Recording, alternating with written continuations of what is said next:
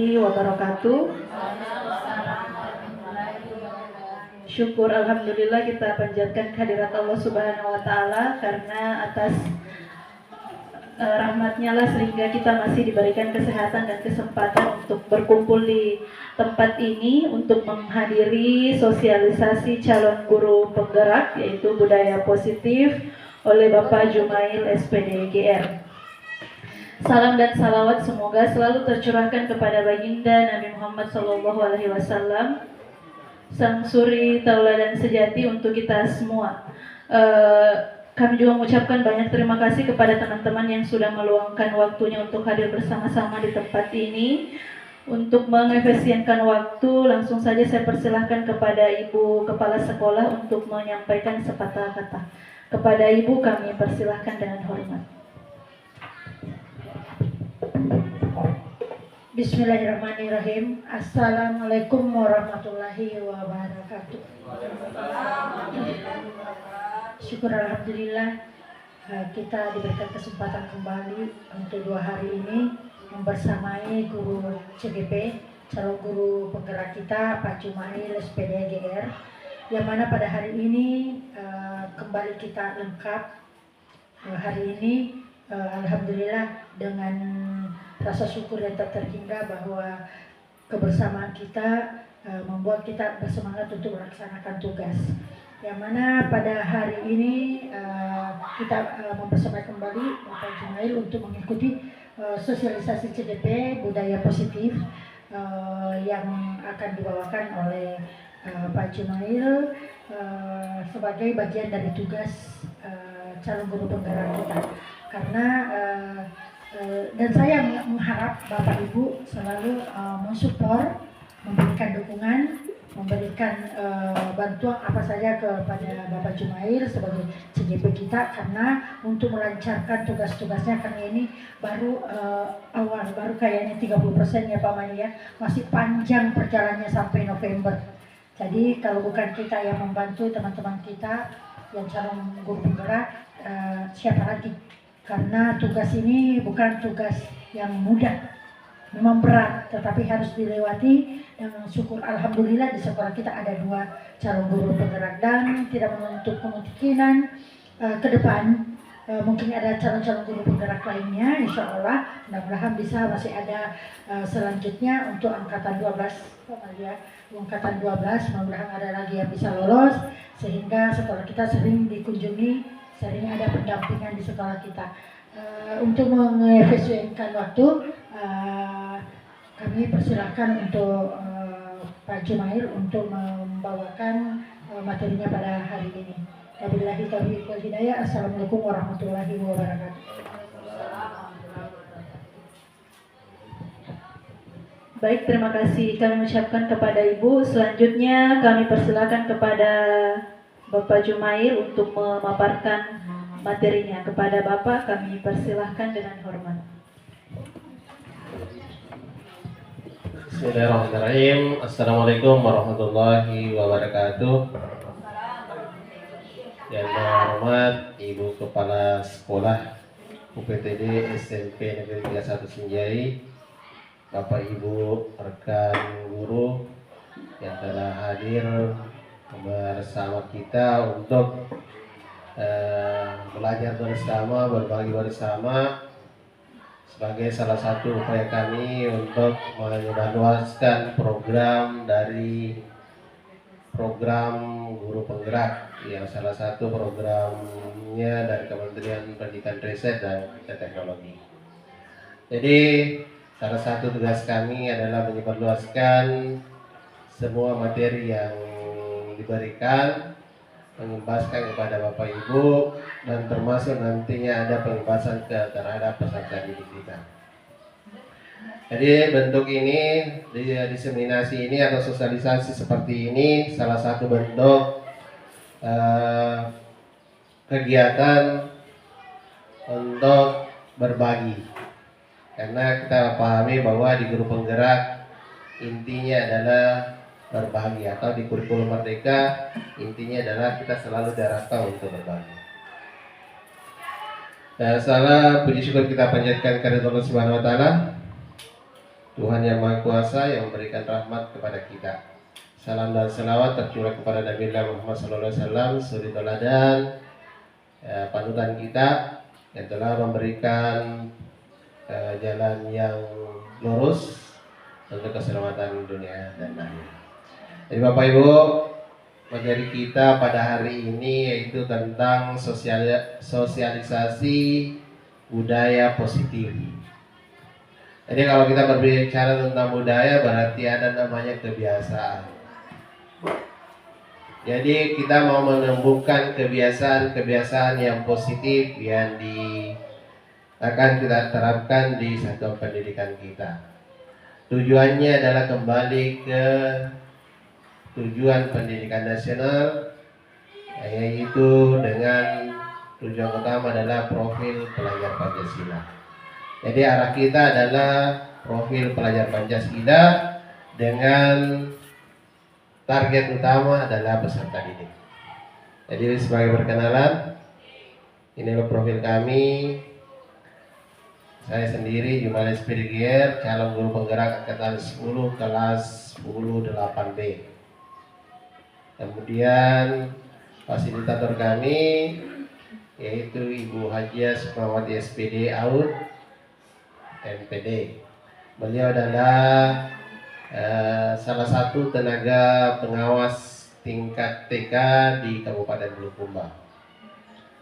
Jadi inilah yang selama ini mendampingi juga kami, memfasilitasi kami dalam mengikuti program guru penggerak. Jadi informasinya adalah dari kabupaten tetangga kita. Kemudian pengajar praktik kemarin sudah hadir bersama dengan kita. Ya, beliau adalah selain tugasnya sebagai pengawas, dia adalah koordinator pengawas wilayah Pulau 9. Jadi sudah akrab dengan kita.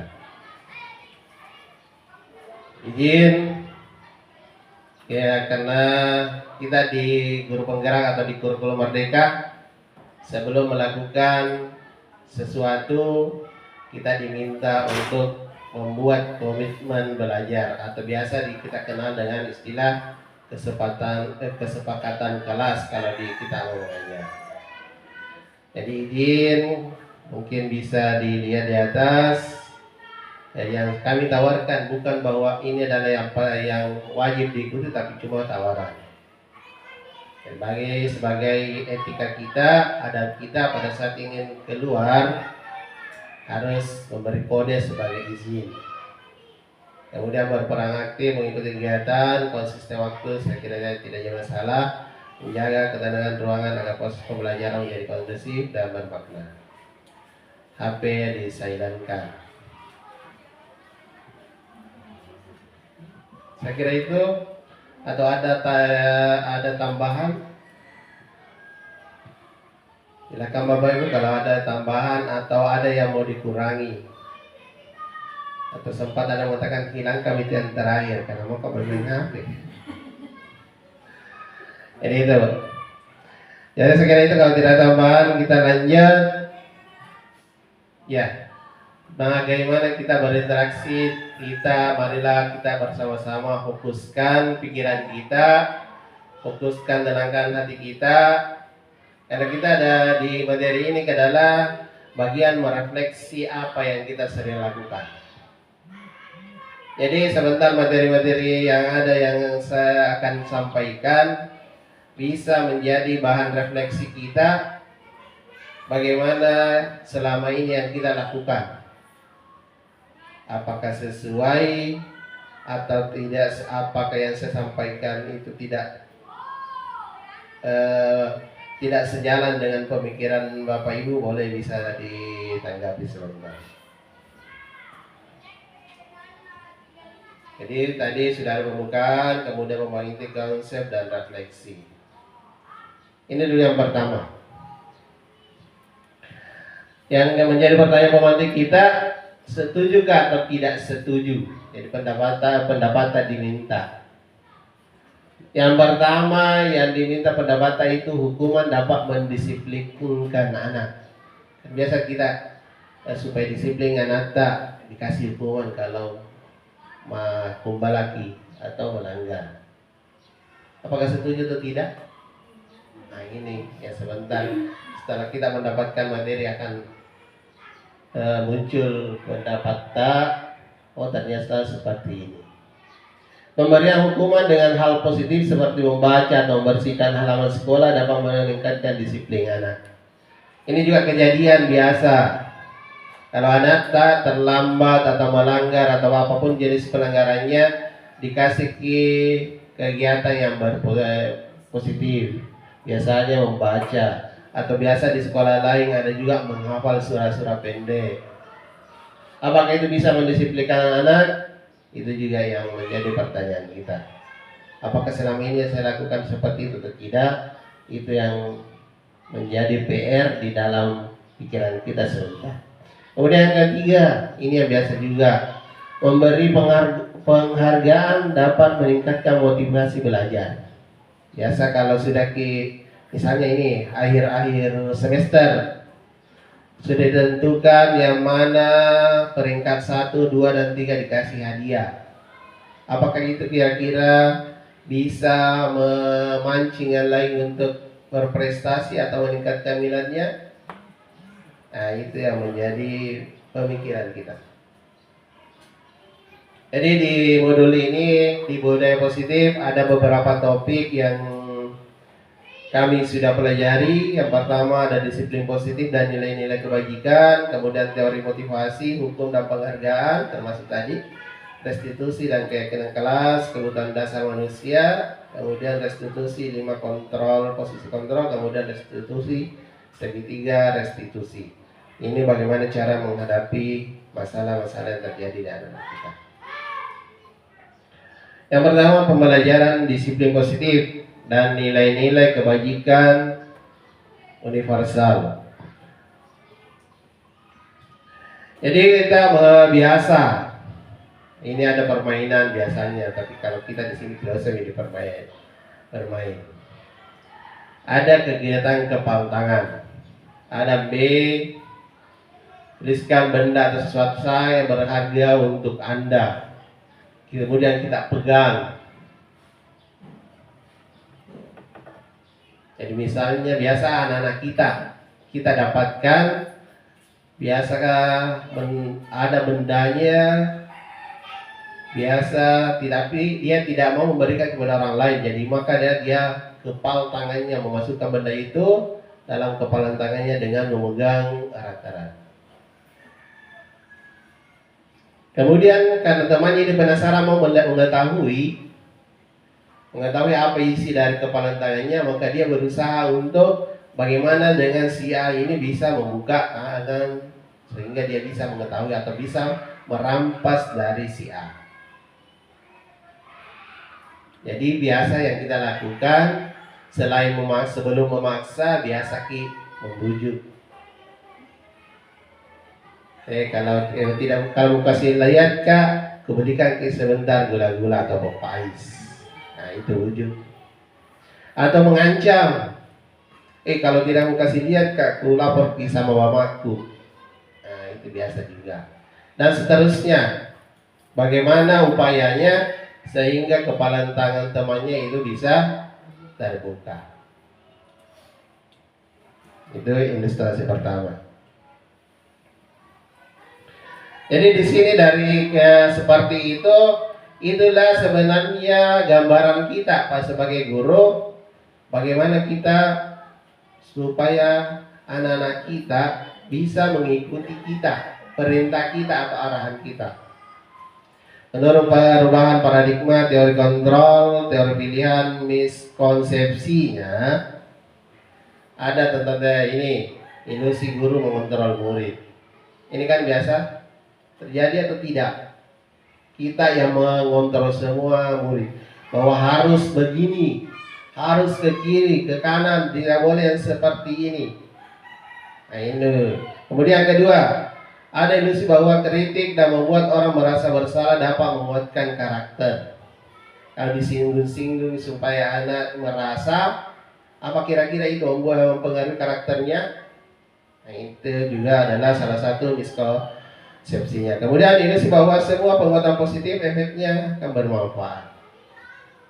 Kemudian terakhir, ilusi bahwa orang dewasa memiliki hak untuk memaksa. Dan ini yang biasa terjadi di sekolah-sekolah, bahwa seorang guru selalu memaksakan dirinya karena dia mengatakan, oh, orang dewasa itu memiliki hak untuk memaksa. Jadi kalau siswa tidak mau seperti itu, harus, tidak boleh tidak. Ini biasa yang terjadi. Kemudian kita bandingkan siapa sesungguhnya yang memiliki kontrol. Yang pertama, sebagai stimulus responnya, kita mencoba mengubah orang agar berpandangan sama dengan kita.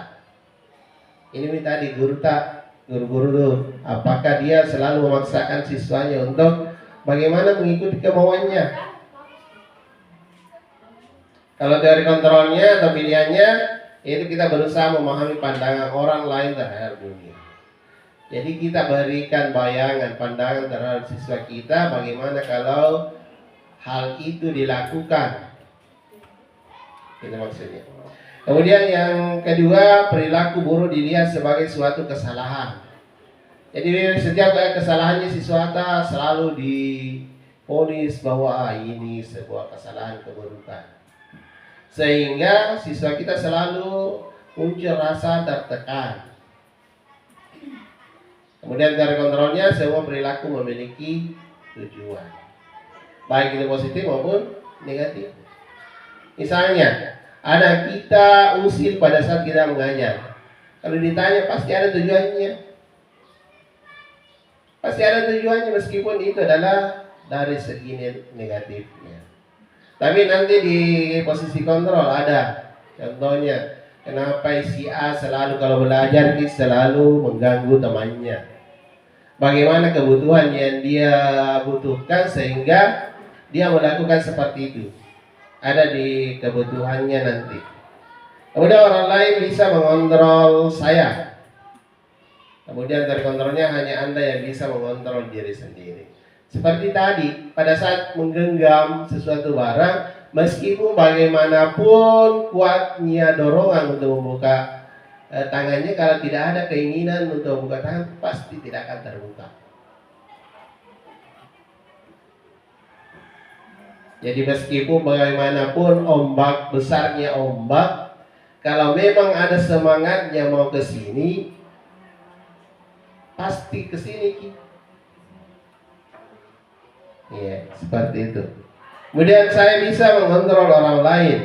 Kemudian dari kontrolnya adalah Anda tidak bisa mengontrol orang lain. Jadi meskipun kita mengatakan, oh, saya harus begini siswaku, tetapi kondisinya orang berbeda. Ini pemaksaan ada pada saat ujukan gagal. Nah, biasa orang kalau dibujuk-bujuk tidak ada, terpaksa mendret di satu garis. Nah, ini yang diutamakan adalah kolaborasi atau konsensus menciptakan pilihan-pilihan baru. Kemudian terakhir, model berpikir menang atau kalah, yang seharusnya adalah model berpikir menang-menang.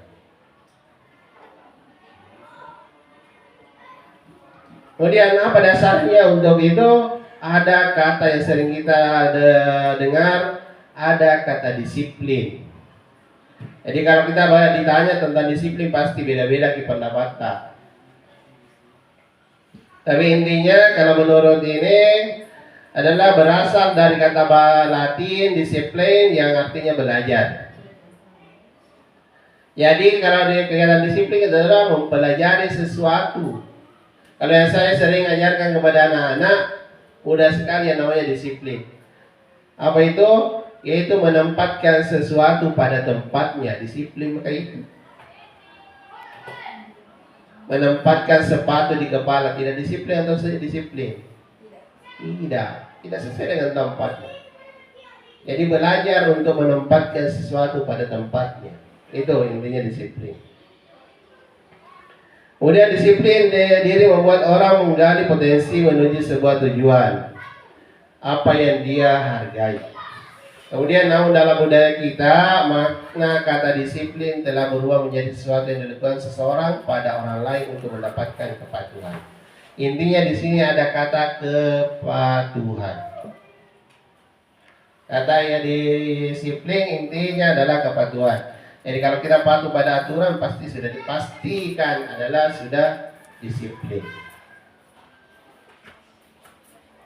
Kemudian nilai-nilai kebajikan dibagi sesuai dengan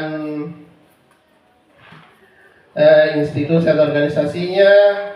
Ada nilai-nilai kebajikan berdasarkan profil pelajar Pancasila, itu tentang 6 dimensinya: beriman, bertakwa kepada Tuhan Yang Maha Esa, dan berakhlak mulia. Kemudian mandiri, bernalar kritis, kebinekaan global, gotong royong, dan kreatif. Saya kira ini tidak asing bagi kita, karena setiap kita belajar tentang kurikulum merdeka, tentang P5 atau di istilahnya P3, profil pelajar Pancasila, tidak lepas dari 6 dimensi ini.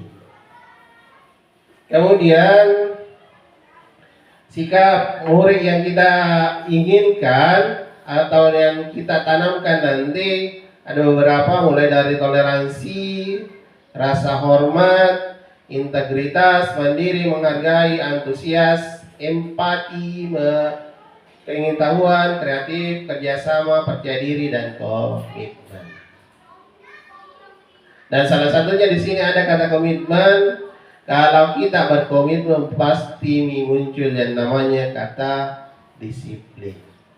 Mengapa sekarang ini biasa orang dikatakan bahwa tidak disiplin?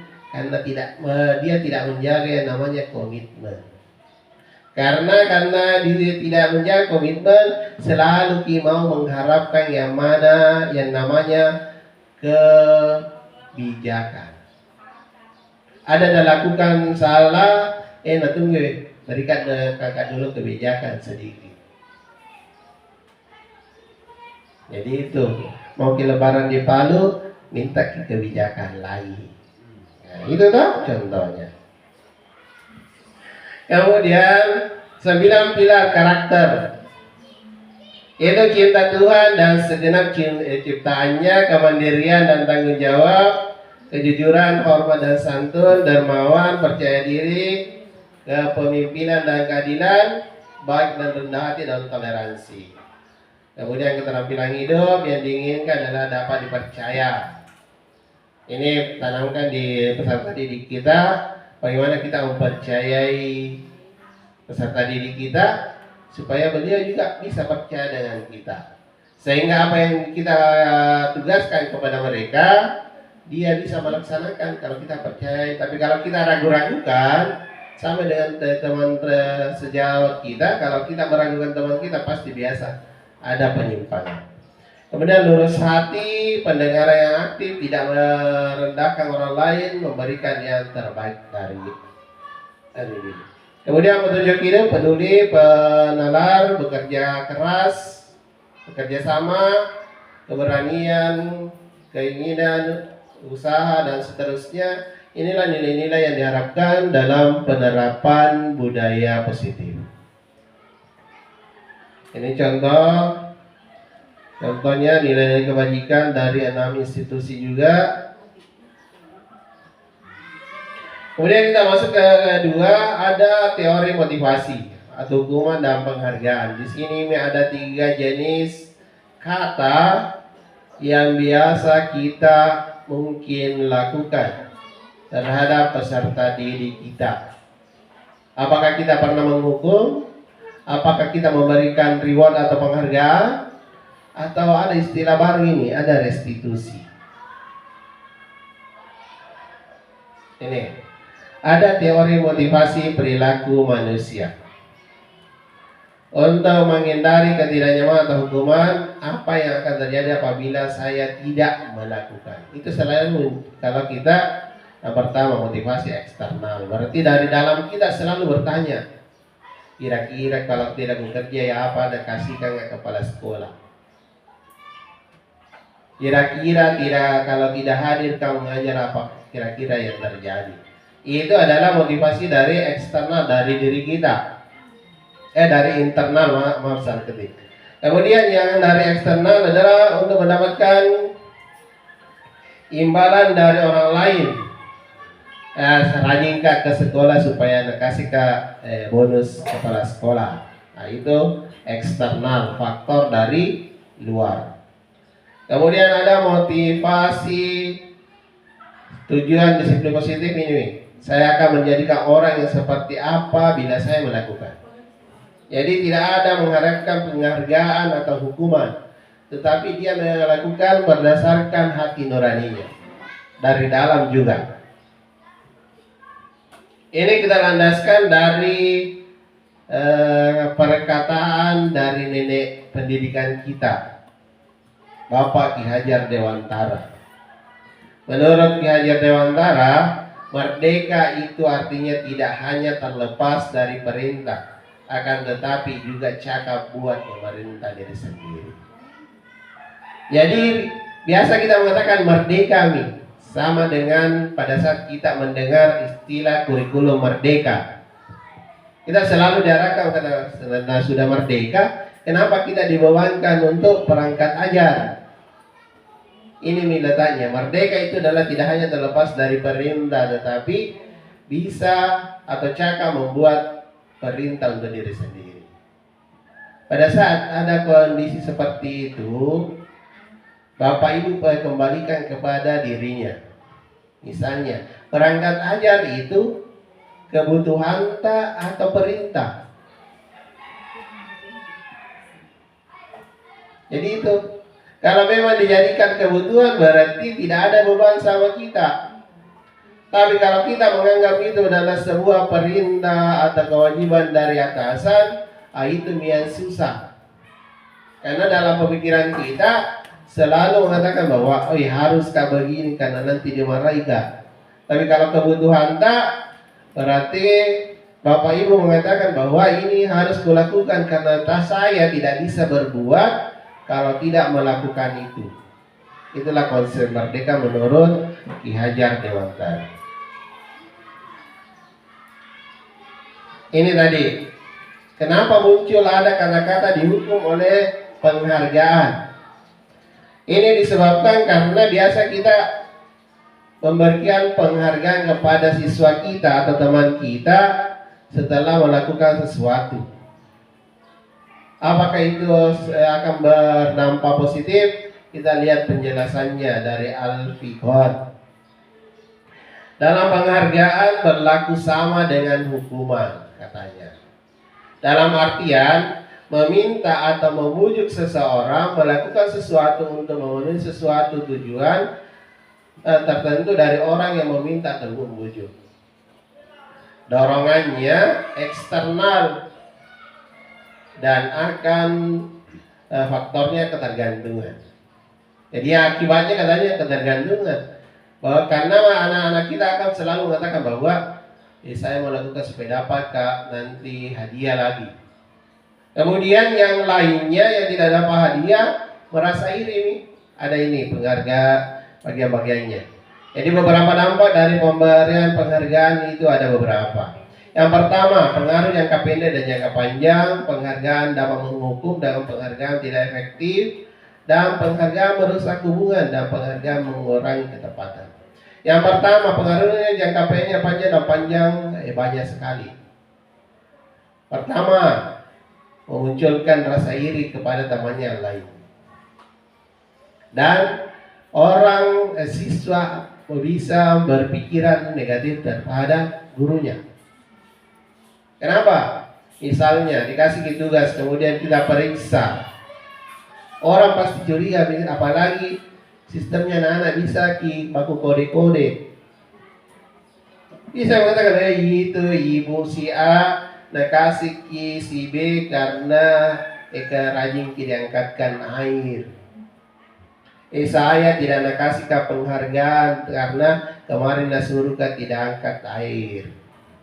Nah, ada berarti ada nilai negatif yang muncul di hal. Kemudian penghargaan dapat menghukum. Bagaimana itu gambarannya? Kalau dikasih penghargaan yang pertama, kemudian motivasi untuk kegiatan berikutnya menjadi hukuman, menjadi beban kepada anak-anak kita. Wih, bagaimana ke sepeda pakai lagi nanti? Menjadi beban.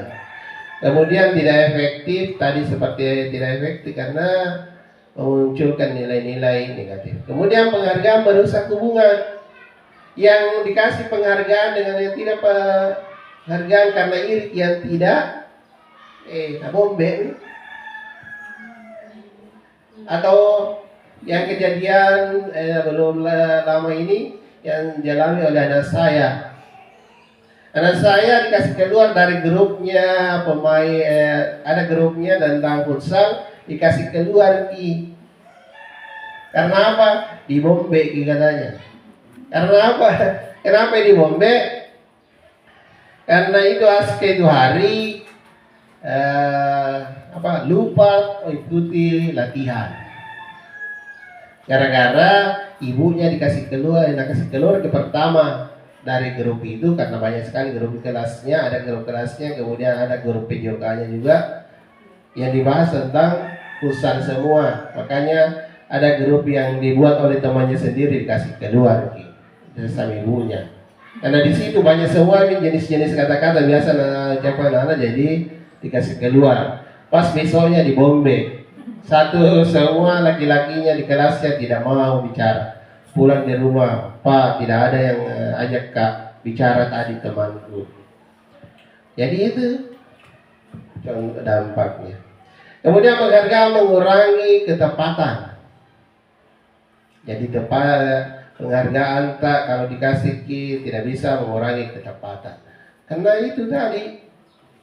Karena pada saat penilaian kita sendiri menilai, kemudian kita menghargai, memberikan penghargaan, otomatis menurut versinya anak yang lain bahwa saya benar tunjuk, kenapa kan tidak dia?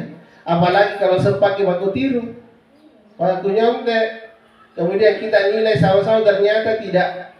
Bahkan biasanya kejadian yang biasa kita temukan, kalau siswa waktu nyontek, biasa yang menyontek justru tinggi nilainya daripada yang jadi nilai yang bahwa kalau kita mau memberikan penghargaan, ya hati-hati kalau memang itu sebagai motivasi. Kalau menurutnya Al-Fiqhon adalah mengurangi ketepatan. Kemudian dihukum oleh penghargaan menurunkan kualitas, sama tadi mematikan kreativitas, karena yang lain ini tidak mau nih. Apalagi biasa kita di kelas sudah ditahu nih yang mana juaranya, sehingga yang lainnya mengatakan, buat apakah saya ini berbuat seperti ini? Nah sudah tentu juaranya. Sama juga kalau kita mau mengutus anak tak, tidak usah nih. Sama halnya dengan ini kejadian baru-baru, pendapatnya sekolah lain yang di sebelah mengatakan, buat apa diutus saya anak-anak ke sana, dan sudah ditentukan kejuaraan. Tapi kalau saya lagi pendapatku, kita itu mengusulkan anak-anak bukan di juara yang pertama diinginkan, tetapi memberikan pengalaman berharga bagi anak-anak kita. Dan motivasinya kepada sekolah kita, saya sangat senang karena memberikan kebebasan seperti itu. Apapun yang dilakukan di atas, meskipun saya mengatakan sudah ditahu itu juaranya, tetapi diikutkan karena itu pengalaman berharga, itulah yang dibutuhkan anak-anak kita. Supaya kedepannya pada saat dia di jenjang yang lebih tinggi sudah ada pengalaman yang dibawa, daripada tidak ada pengalamannya, gilirannya nanti terjun ke masyarakat tidak ada topi bekalnya, karena percaya dirinya kita matikan, kreativitasnya kita matikan gara-gara cuma tidak dikasih hadiah. Ini mematikan kreativitas. Sama dengan ada pendapatnya dari ujung sana, pulau ujung sana mengatakan tidak mau kasih ikut ke OSN anggotaku. Kenapa Pak? Karena pernah ikut dia juara 2 OSN matematika, tapi tidak ada dikasih dari dinas. Bila kayak salah penilaian tak kalau memang hadiah kita tak cari. Jadi kalau tidak diikutkan, nah berarti ini yang lain yang masih ada potensinya untuk dikembangkan, tidak ada. Mati kreativitasnya anak-anak kita. Jadi itu. Meskipun saya juga sebenarnya pernah mengalami waktu SMP, saya ikuti lomba MIPA dari kalau sekarang itu enak karena permapel. Kalau saya dulu MIPA aku ikuti, matematika IPA. Saya bukan penghargaan ku dapat, tetapi pamor dari kepala sekolah. Karena pada saat saya mengikuti, saya juara 5, harapan 2. Tapi tahun sebelumnya dari sekolah saya mendapat juara 2. Pamor dari kepala sekolah, kenapa bayi itu ambil? Bila kata tidak ada yang mau. Kalau itu diikuti berarti kita sudah tidak mau lagi berusaha. Kemudian penghargaan mengurangi motivasi seperti tadi. Tidak ada motivasinya anak-anak kita untuk berinovasi, berkarya. Kan itu pikirannya anak bilang, ya mau kita suruh. Makanya saya itu selalu mengharapkan teman-teman pada saat memilih utusan, jangan bertengkar gara-gara siswa tak satu yang diperebutkan bahwa mau saya, tapi lihat nih dulu ke potensi yang dimiliki anak kita, supaya yang lain tidak merasa bahwa saya tidak dipedulikan. Kemudian bentuk program kewajiban atau apresiasi. Dalam memberikan apresiasi atau pengakuan perlu diingat beberapa hal. Beri pengakuan secara khusus, pengakuan secara atau pribadi, semua murid atau secara bergantian. Dan ini yang penting adalah konsisten. Fokus pada proses.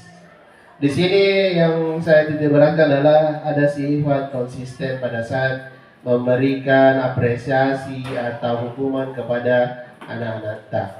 Harus konsisten. Karena biasa itu anak-anak bilang mengatakan, Pak begitu tonji dan tidak dianu atau ada yang lagi dikasih penghargaan mengatakan, saya Pak kemarin begitu tonji dan tidak dikasih kah? Nah itu harus konsisten pada saat memberikan penghargaan atau hukuman. Contoh pengakuan apresiasi kebajikan. Ini ada kemarin saya perhatikan, kemudian nilai kebajikannya, rasa empatimu besar sekali. Dan saya menghargai, terima kasih untuk ini tindakan, rasa tanggung jawab, kemudian kepeduliannya. Situasinya pada saat kamu membantu teman, kemudian pada saat menolong murid baru di kelas kita. Seperti itu contoh pengakuan atau apresiasi kebajikan. Ini Bapak Ibu coba kita cermati kalimat di atas, yang mana termasuk hukuman atau yang mana sebagai konsekuensi. Jadi yang pertama mencatat 100 kali, mencatat kata di situ 100 kali dalam buku kalimat ini kalimatnya, saya tidak akan terlambat lagi. Jadi biasa dikasih begitu tahu.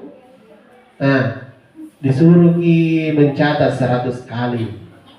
Apa itu termasuk hukuman atau konsekuensi? Kira-kira hukuman atau konsekuensi? Hukuman atau konsekuensi? Siapa jawaban tak? Lari mengelilingi lapangan basket 2 kali, misalnya untuk sekolah besar ini.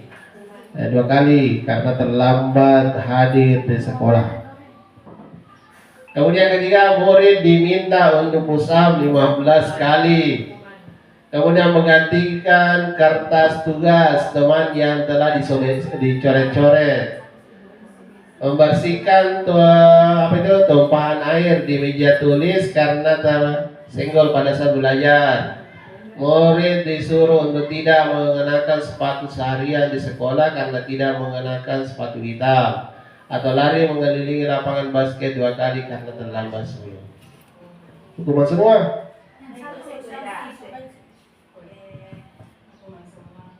hukuman semua. Ya hukuman yang masuk konsekuensinya dalam menggantikan kertas. Dicari konsekuensinya, harus mengganti karena kau yang melakukan. Membersihkan tumpahan air di meja, kan kau yang melakukan, berarti kau yang harus membersihkan. Jangan ibu suruh pelakunya, Bu Iva disuruh membersihkan.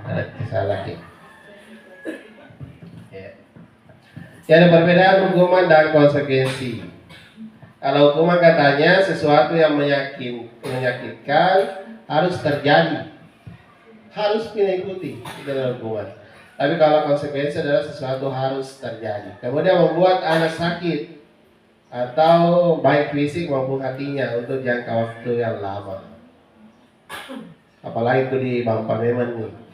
Membuat anak merasa tidak nyaman dalam jangka waktu pendek, konsekuensinya.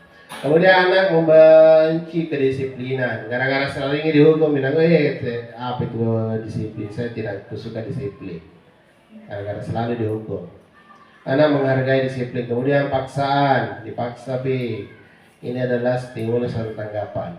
Kemudian mendorong anak menyakiti diri sendiri. Mendorong anak supaya tidak mudah menyelesaikan diri. Kemudian konsep dari yang buruk, kemudian kalau konsekuensi adalah dari yang baik.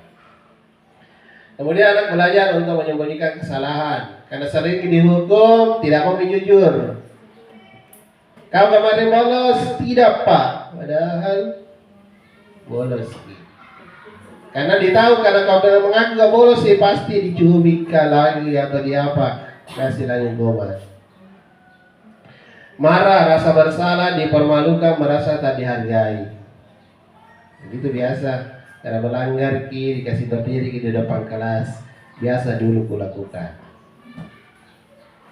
Konsekuensi kehilangan hak, dibuat titik nyaman, diasingkan dan untuk sementara istirahatkan atau tamainya.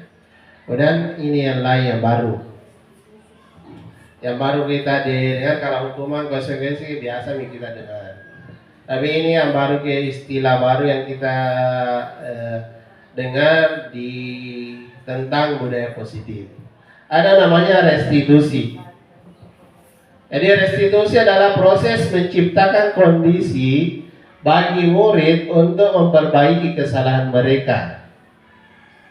Jadi diberi kesempatan siswa kita bagaimana dia menyadari kesalahannya, kemudian dia memperbaiki kesalahannya. Dia mencari solusinya kalau begitu. Kalau sering terlambat kasih ke pemahaman bagaimana ya yang dia lakukan benar atau salah, kemudian solusinya bagaimana kalau supaya tidak terlambat lagi. Itu yang namanya restitusi. Adalah memperbaiki supaya dia bisa memperbaiki kesalahan mereka sehingga mereka bisa kembali kepada kelompok mereka. Karena mengapa bisa kembali ke kelompok mereka? Karena dia tidak, misalnya tadi kalau dihukum kan dipermalukan, otomatis dihindari atau menghindari atau malu-malu dengan teman yang lain. Tetapi kalau melalui restitusi, dia yang membuat solusi sendiri, berarti dia tidak dikucilkan sama temannya. Gitu. Restitusi juga merupakan proses kolaboratif yang mengajarkan murid untuk mencari solusi. Gitu. Jadi kasih kesempatan anak-anak untuk solusinya dia sendiri memahami. Bahwa kalau saya datang terlambat misalnya jam 7, solusinya cari. Misalnya saya start dari rumah sebelum jam 7. Itu sudah solusi. Dan membantu murid berpikir tentang orang seperti apa yang mereka ingin menjadi, tujuan mulianya. Dan mereka harus memperlakukan. Ini menurut Eric Gosser. Ini ada perbandingan dari ketiga istilah tadi yang saya katakan bahwa ada hukuman, ada konsekuensi, dan ada restitusi. Kemudian akhirnya, nilai akhirnya ada di bawah. Ada negatif, ada netral, dan positif. Dan kondisi-kondisi yang ada di dalam tabel ini, inilah yang menjadi inti dari masing-masing. Dari hukuman banyak sekali, sesuatu yang menyakitkan dan seterusnya, kemudian konsekuensi dan restitusi. Kemudian hasil akhir ada negatif, netral, dan positif. Gitu. Kemudian ada ciri-cirinya. bukan untuk menebus kesalahan, memperbaiki hubungan, tawaran, bukan paksaan, dan seterusnya sampai restitusi mengembalikan murid yang berbuat salah pada kelompoknya. Kemudian ini, keyakinan kelas. Ini keyakinan kelas. Mungkin ada lagi pikiran kita mengatakan, oh berubah lagi. Karena yang dulu kan biasa kita dengar adalah kesepakatan kelas. Di kurikulum Merdeka dulu kita diperkenalkan tentang kesepakatan kelas. Kemudian sekarang muncul adanya keyakinan kelas. Atau bukan peraturan saja atau peraturan kelas. Atau kenapa kita pusing-pusing lagi membuat kesepakatan atau keyakinan kelas? Sudah ada yang tata tertib. Nah itu. Ini mengapa kita memilih peraturan harus menggunakan helm bila mengendarai kendaraan roda 2, pemantiknya. Mengapa kita terus? Kemudian ini budaya positif. Inilah tingkatannya. Ada peraturan kelas, keyakinan kelas, kemudian lingkungan positif, dan akhirnya yang kita inginkan adalah budaya positif. Di sini peraturan kelas, kemudian ada keyakinan kelas. Apa bedanya dengan kesepakatan kelas? Ini yang mana merupakan keyakinan kelas dan mengapa kira-kira apa ini? Ada dua slide di sini, ada yang warna hijau dan ada warna putih. Masing-masing ada di tertulis kesepakatan kelas. Tetapi yang menjadi keyakinan kelas kira-kira yang mana? Apakah yang hijau atau yang putih? Kalau putih, kira-kira apa alasannya? Jadi inilah yang menyebabkan ada peningkatan dari kesepakatan menjadi keyakinan. Yang mana membedakan? Itu yang putih yang ada ditebalkan warna kuning. Ada saling menyayangi, ada semangat. Makanya yang putih menjadi keyakinan. Ada nilai yang diharapkan. Kalau kesepakatan dulu adalah cuma apa yang harus ditaati pada saat kita melakukan proses, tapi tidak mengharapkan nilai. Kalau keyakinan tambahannya ada nilai, itu saja peningkatannya. Ini contoh pembuatannya. Biasa ada foto-fotonya Bu Hira yang pernah melakukan seperti ini, membuat kesepakatan kelas. Kemudian kegiatan pendalaman keyakinan kelas bentuk T dan Y seperti ini. Ada hormat bekerja, diterima dan dimiliki. Kami meyakini bahwa sangat penting untuk menghormati semua orang yang barang milik orang lain. Kemudian ada segitiga berbentuk T dengan Y. Ada terdengar, terlihat, berperilaku. Kemudian kalau bekerja, terdengar, berperilaku, terlihat. Kemudian hormat, tempat seperti tidak tampak. Jadi ada nanti kalau di ini seperti ini kegiatannya.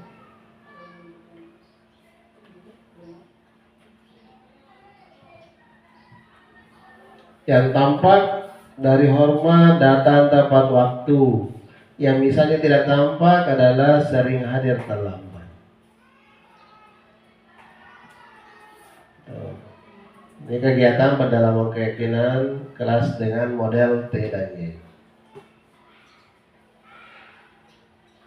Kira-kira kalau ada peraturan seperti ini, selalu kembalikan buku ke tempatnya. Nilainya yang di keyakinan kelas apa kira-kira yang mau dimunculkan? Atau dilarang mengganggu orang lain, hadir di sekolah 15 menit sebelum pembelajaran dimulai. Jadi ini nilai yang Jadi keyakinan kelas di sini adalah nilai yang diinginkan. Kalau peraturannya selalu kembalikan buku ke tempatnya, berarti ada nilai tanggung jawab yang dimiliki oleh siswa kita atau peserta didik kita. Dilarang mengganggu orang lain, berarti dia selalu, karena dia tidak mengganggu, berarti dia menghormati orang lain. Hadir di sekolah 15 menit sebelum pembelajaran dimulai. Berarti menghormati orang lain dan berkomitmen. Kemudian ini dari peraturan terus kembali. Ini kebutuhan dasar tak. Jadi siswa tak itu Bapak Ibu melakukan tindakan di kelas tak didasarkan ki apa kebutuhannya. Ada yang pertama, yang di tengah, ada bertahan hidup. Yang mana itu kebutuhan bertahan hidup? Besarnya makan minum. Itu kalau tidak makan dan minum dia tidak bisa bertahan hidup. Selain itu ada yang disebut dengan kasih sayang. Jadi biasa itu anak tak melakukan tindakan kembalikan kepada diri tak. Cule-cule kianu yakbar. Apa yang dibutuhkan? Kasih sayang, mungkin diperhatikan. Karena dari masuk sampai dari masuk di pintu tidak pernah kita sembarang minat kerja supaya diperhatikan. Mau diperhatikan, mau dikasih sayang. Iya. Kemudian ada kesenangannya memang. Jadi ada anak-anak biasa. Jadi dari kalau berdasarkan asesmen awal ada kategorinya audio, visual. Ada orang itu bisa menangkap materi karena biasa kalau nanti bergerak juga tangannya bisa menggambar-gambar. Tetapi dia juga mendengar apa yang kita sampaikan. Karena memang kesenangannya begitu. Dia bisa memahami materi pelajaran pada saat melakukan itu. Dijangkau langsung difonis bahwa ini mengganggu, ini apa tidak perhatikan kak. Kemudian ada kebebasan, mau bebas. Kemudian ada penguasaannya juga begitu. Ini dari 5 kebutuhan dasar manusia seperti ini.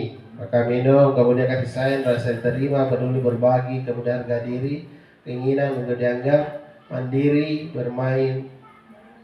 Dan saya juga rasakan dulu, kemudian saya pikirkan sekarang berarti mengatakan saya biasa berkesimpulan bahwa pada saat ada siswa yang jalan pada saat saya mengajar, berarti itu adalah karma yang saya terima. Kenapa saya mengatakan karma?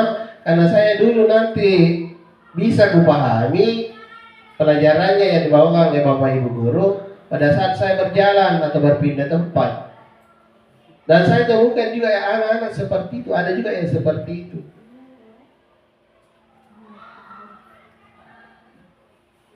Jadi itu, dan jarang sekali ada guru yang bisa memahami itu. Kidona langsung doya sekarang. Karena memang ada juga seperti itu anak-anak kita. Nah saya juga waktu sekolah dulu mulai dari SD, SMP begitu. Bahkan saya itu tidak tenang kalau duduk satu tempat pada saat, apalagi pada saat mengerjakan dan namanya latihan. Harus mentompak berpindah tempat. Makanya itu pada saat saya ujian nasional di SMA terakhir itu, karena pengawasnya ketat sekali, tidak bisa goyang-goyang, rendah nilai. Karena memang saya tidak bisa berpikir kalau tidak banyak goyang. Dan itu sebenarnya koreksi bagi kita. Oh ternyata sesuatu. Ada kebutuhan yang dibutuhkan oleh memang kesenangannya seperti itu mungkin, atau nanti bisa menerima materi kalau ada orang ketawa-ketawa, atau biasa juga ada nanti ada suara-suara yang bisa selain apa yang disampaikan. Makanya biasa ada juga guru mengajar menggunakan musik. Itu tergantung dari kebutuhan dasar manusia atau peserta didik kita. Kemudian ini posisi kontrol. Saya mau berikan sedikit gambaran 5 posisi kontrol yang dimiliki oleh seorang guru. sebagai evaluasi juga kita, apakah kita selalu melakukan ini atau tidak. Tidak bisa. Jadi ini contoh-contoh pembelajaran. Salam bahagia Ibu dan Bapak guru hebat. Dalam penerapan disiplin positif restitusi, salah satu program yang dikembangkan adalah 5 posisi kontrol.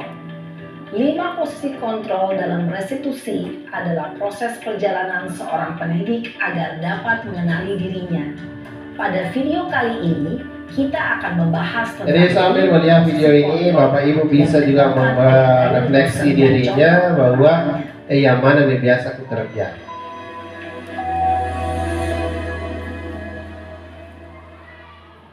5 posisi kontrol itu adalah 1. Posisi penghukum.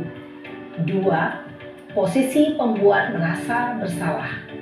3. Posisi teman. 4. Posisi pemantau atau monitor.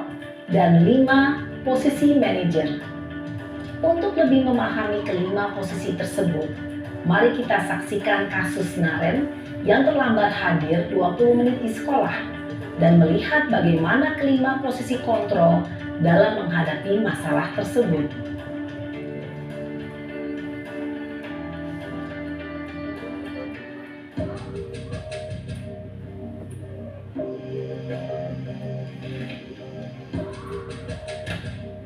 Apakah ini yang sering dilakukan?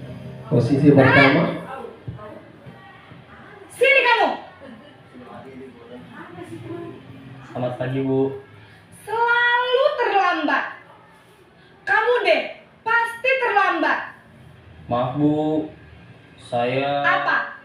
Apa coba? Alasan kamu apa lagi? Kapan sih kamu tidak terlambat? Malas sekali ya kamu jadi anak. Saya... Dasar pemalas. Gak kapok-kapok sih kamu. Sudah berapa kali terlambat? Sana, kamu keliling lapangan basket 2 kali. Kenapa saya harus keliling lapangan basket, Bu? Kenapa? Kamu melawan ibu? Berani-beraninya jawab. Sudah terlambat, masih berani jawab pula. Sekarang, keliling lapangan basket 5 kali sekalian. Biar kapok. Cepat. Pergi sana ke lapangan basket. Apakah posisi Bapak Ibu di Posisi situ? penghukum biasanya berbicara dengan nada tinggi, menghardik, menunjuk-nunjuk, menyakiti, dan menyindir. Hukuman bisa berupa fisik maupun psikis. Ibu dan Bapak guru hebat. Dampak yang terjadi pada murid ketika guru berada pada posisi penghukum adalah murid cenderung akan memberontak, bahkan menyimpan dendam.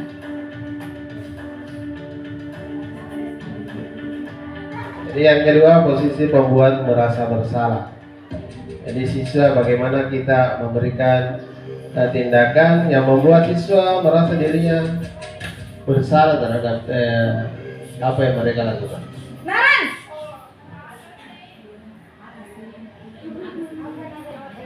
Selamat pagi, Bu. Naren. Kamu kenapa terlambat lagi, nak?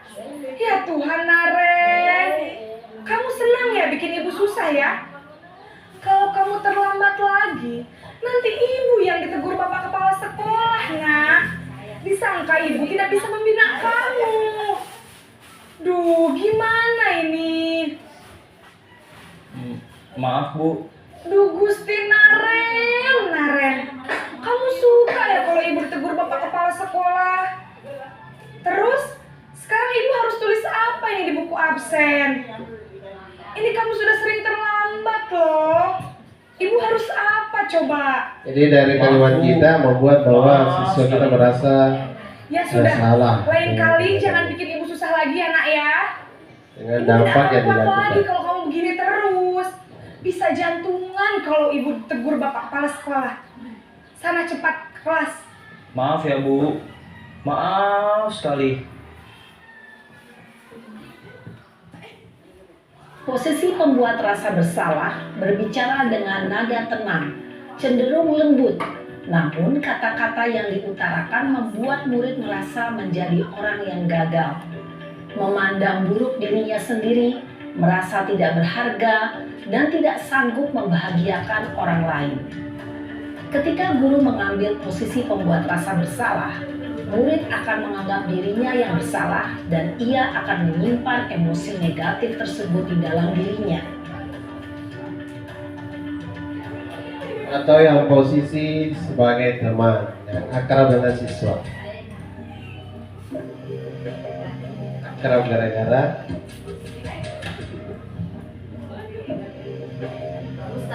Naran!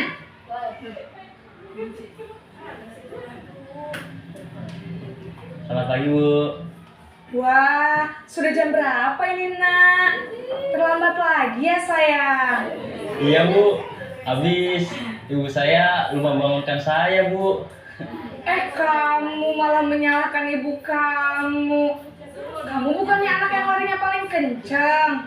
Kok terlambat sih? Iya, Bu.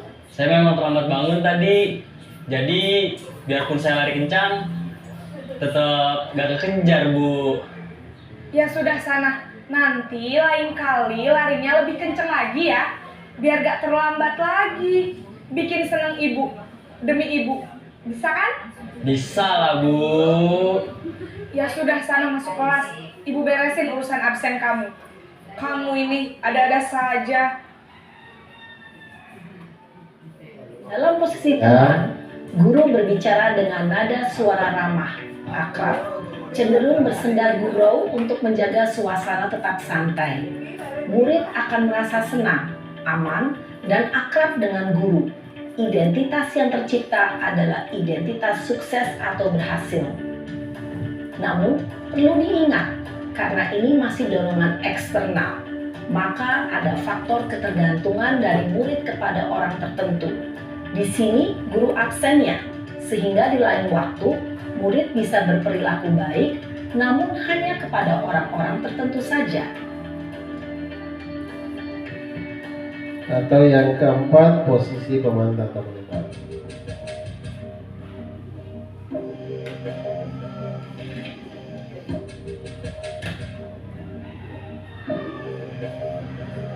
Naran!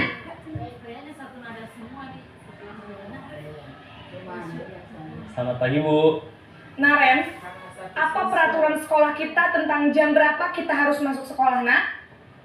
Kita harus di sekolah jam 7, Bu.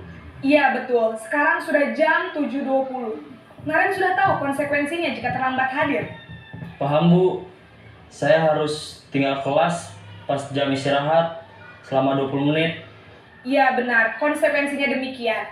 Jadi nanti jam 9.30 pas istirahat, kamu harus tinggal di kelas, kerjakan tugas tambahan untuk ketertinggalan kamu, ya? Baik, Bu. Posisi pemantau mengandalkan penghitungan atau data untuk mengontrol murid. Guru mengarahkan murid berdasarkan peraturan dan konsekuensi. Seorang pemantau menunjukkan bahasa tubuh dan ekspresi wajah yang datar dan cenderung formal. Dan yang terakhir posisi manajer.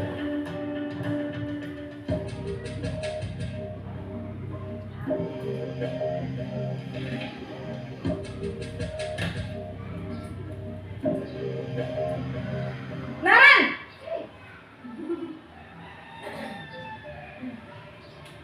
Selamat pagi, Bu. Selamat pagi, Naren. Maaf, Bu. Saya terlambat. Iya, sekolah masuknya jam 7, sekarang sudah jam 7.20. Jadi sekarang bagaimana ini, Naren? Maaf, Bu. Saya lupa setel alarm saya semalam. Baiklah, menurut kamu, keyakinan sekolah yang mana yang perlu kamu tingkatkan? Menghargai diri sendiri dan orang lain mungkin ya, Bu. Setuju. Jadi, apakah Naren meyakini prinsip saling menghormati tersebut? Iya, Bu. Saya meyakininya. Apakah Naren bersedia memperbaiki masalah keterlambatan ini? Bersedia, Bu. Bagaimana kamu akan perbaiki masalah keterlambatan ini? Saya akan coba untuk tidak lupa menyetel alarm saya, Bu.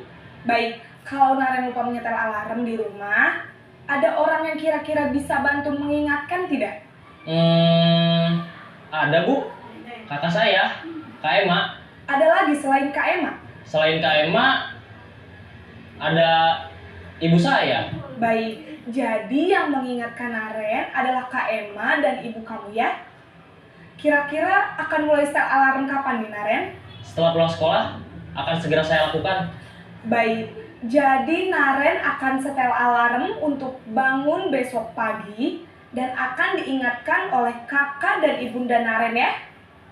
Ada lagi yang mungkin perlu dilakukan Naren? Agar tidak terlambat bangun lagi.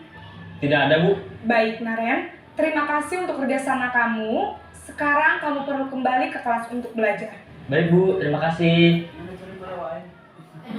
Posisi manajer adalah posisi kontrol yang disarankan untuk membimbing murid memiliki sikap disiplin yang positif, yaitu murid yang mandiri, bertanggung jawab, dan dapat memecahkan masalah.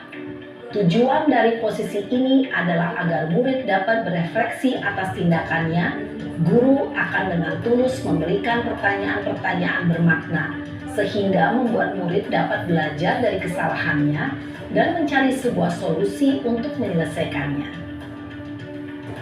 Ibu dan Bapak guru hebat, setelah mengamati adegan kelima posisi kontrol tadi, kira-kira posisi mana yang paling ideal? Posisi mana yang dapat menunjang motivasi intrinsik murid? Ya, tentu posisi manajer. Posisi ini memang posisi ideal yang ingin dituju setiap pendidik. Pada posisi inilah, guru dapat menerapkan disiplin positif yang berpihak pada murid, yang memerdekakan murid. Perjalanan seorang pendidik tentunya tidak mudah untuk sampai pada posisi seorang manajer. Namun, tujuan kita pasti, yaitu menciptakan murid-murid yang mandiri, merdeka, dan bertanggung jawab. Semoga penggambaran 5 posisi kontrol yang telah diperlihatkan ini dapat menjadi ajang refleksi bagi kita semua, agar dapat terus mengasah dan menerapkan disiplin positif yang memerdekakan murid. Mari terus berlatih dan bersemangat. Selamat menerapkan. Salam dan bahagia Ibu dan Bapak guru hebat. Jadi demikian 5 posisi kontrol yang mungkin saja sering kita lakukan atau pernah kita dapatkan di lingkungan kita. Jadi 5 posisi kontrol ini ada penghukum, membuat orang merasa bersalah, ada teman, pemantau, dan manajer.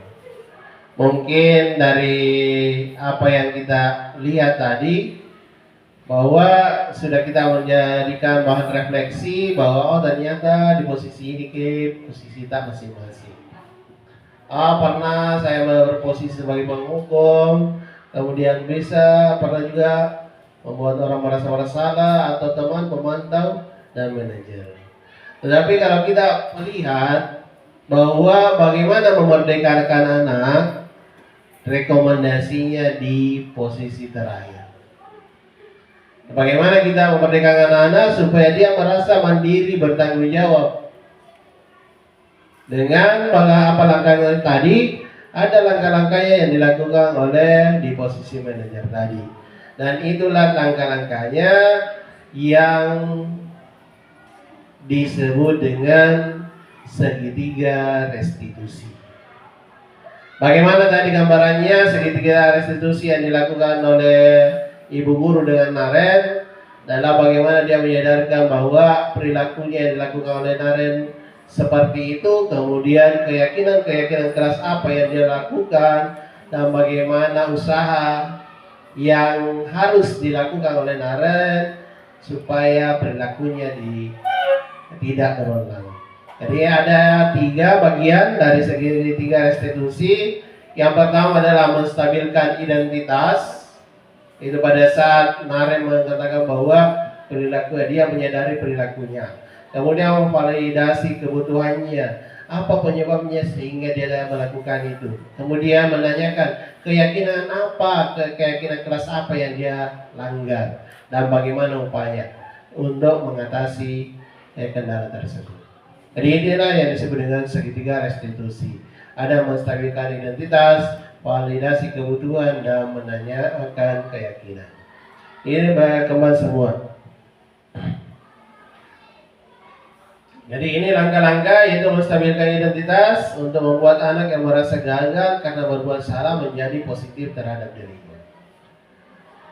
Biasa kata-kata yang digunakan, berbuat salah itu hal yang manusiawi. Kemudian atau kata-kata lain, tidak ada manusia yang sempurna. Kemudian Bapak Ibu juga pernah buat salah, Bapak Ibu juga tidak tertarik untuk mencari siapa yang salah, siapa yang benar.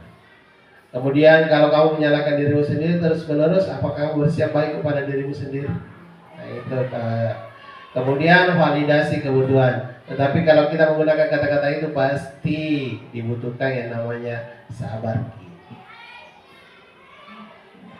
Kemudian validasi kebutuhan, kata-kata yang biasa digunakan, kamu bisa saja kamu melakukan hal yang lebih buruk, tapi kamu tidak melakukan hal itu. Kemudian, nah ini kata-katanya. Kemudian untuk menanyakan keyakinan, apa nilai atau kepercayaan di kelas kita. Dan sebelumnya ada keyakinan kelas. Jadi anak-anak kita mengetahui bahwa kalau saya misalnya bolos dan terlambat, apa keyakinan atau nilai apa yang saya langgar. Itu makanya dilakukan dulu keyakinan kelas, kemudian penerapan yang namanya segitiga restitusi.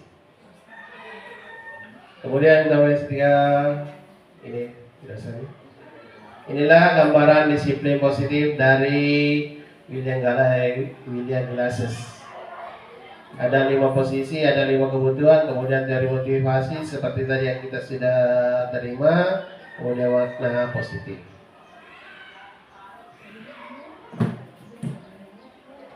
Jadi ini mudah-mudahan refleksi kita yang dapat kita peroleh adalah bagaimana yang intinya adalah bagaimana kita menerapkan 5 posisi kita sebagai pendidik di sekolah. Apakah kita mau yang pertama, kedua, ketiga, dan keempat? Tetapi ingat, kembali ke tujuan pendidikan nasional kita, bagaimana kita memerdekakan anak, bagaimana kita menciptakan pembelajaran yang berpihak pada murid sesuai dengan filosofi Ki Hajar Dewantara. Jadi itu langkah-langkah yang harus kita terapkan untuk menciptakan disiplin positif di satuan pendidikan kita dengan melihat kondisi atau menyelesaikan kondisi yang ada di satuan pendidikan kita. Dan ini sebenarnya kalau kita mau melaksanakan misalnya kegiatan segitiga restitusi, memang perlu yang namanya penyesuaian. Jadi kita harus menyesuaikan diri karena kebiasaan tak memang seperti misalnya kita biasa melakukan posisi penghukum, kemudian langsung mau menjadi manajer itu susah. Tapi jadi harus dibiasakan. Pada saat menemukan kejadian atau pelanggaran yang dilakukan oleh anak kita, berarti kita harus memiliki yang namanya tadi pengendalian diri juga. Kemudian kapan dilakukan segitiga restitusi? Di sini segitiga restitusi digunakan pada saat kita menemukan masalah yang terjadi oleh peserta didik kita, yaitu kesalahannya sudah berulang kali. Jadi misalnya sudah terlambat berulang kali, baru bisa dikenakan restitusi. Tapi kalau baru 1 kali, tidak boleh langsung di restitusi. Tidak bisa memenuhi 3 langkah dari segitiga restitusi. Jadi itulah langkah-langkah bagaimana kita menerapkan disiplin positif. Saya kira itu materi yang sempat saya sampaikan. Mohon maaf kalau ada masih banyak kekurangan.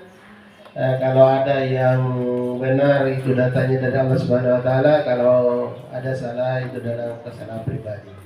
Demikianlah yang ucapan Alhamdulillah Rabbil Alamin. Assalamualaikum warahmatullahi wabarakatuh.